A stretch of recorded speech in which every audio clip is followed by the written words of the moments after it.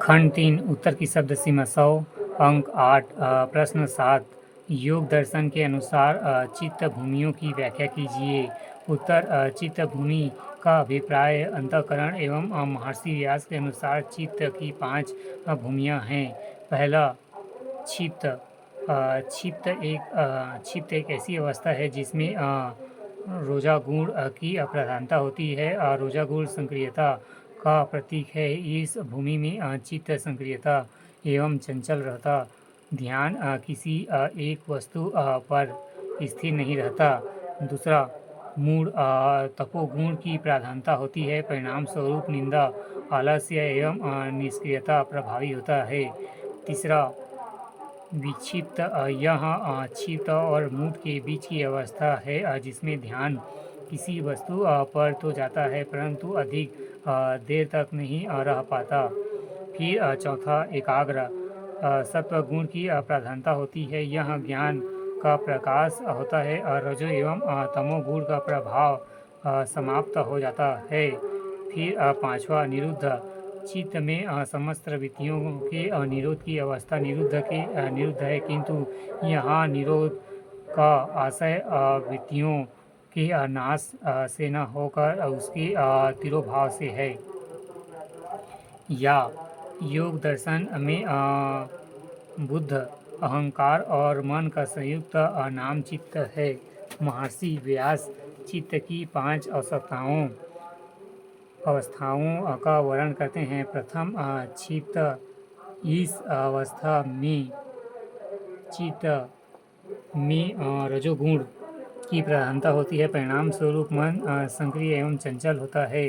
द्वितीय मूढ़, इसमें प्रमुख गुण की प्रधानता होती है, इसलिए निद्रा एवं निष्क्रियता प्रभावी होती है। तृतीय विपक्ष, यह तीव्र और मूढ़ की मध्य अवस्था। चतुर्थ एकाग्र, इसमें मन को दशा योग के अनुरूप होती है। एवं पंचम निरुद्ध, इनमें मन की सभी वृत्तियों का निरुद्ध हो जाता है।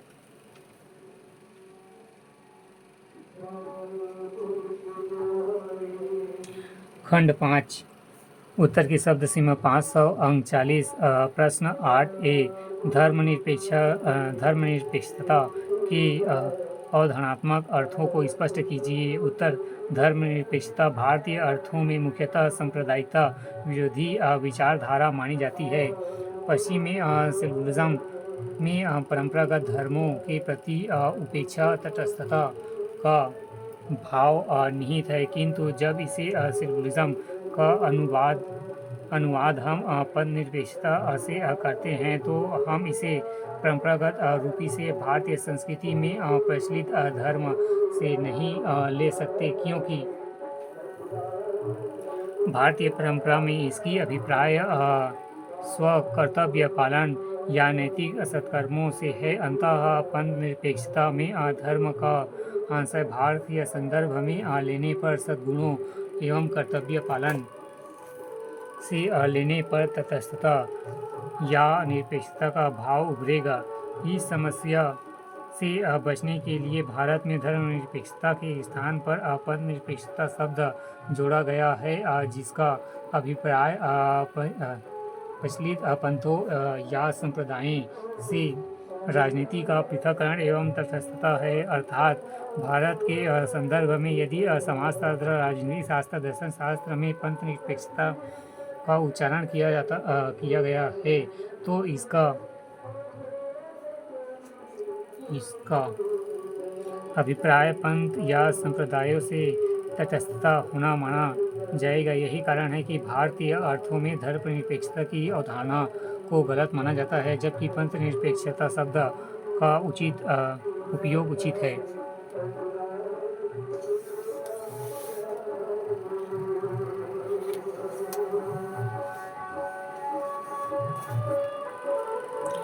दूसरी ओर पाश्चात्य दर्शन में धर्म के राजनीतिक और प्रशासनिक हस्तक्षेप को नकार कर धर्म और राजनीति के मध्य सीमाएं निर्धारित करने से विषय वस्तु पश्चिम से राजनीतिक क्रियाकलापों में धार्मिक हस्तक्षेप ने धर्म के प्रति उपेक्षा और अवहेलना के भाव को उत्पन्न किया, जिससे इंग्लैंड के एक अनिश्चयवादी विचारक जॉर्ज जैकब होलियोक ने सेकुलर शब्द को गढ़ा।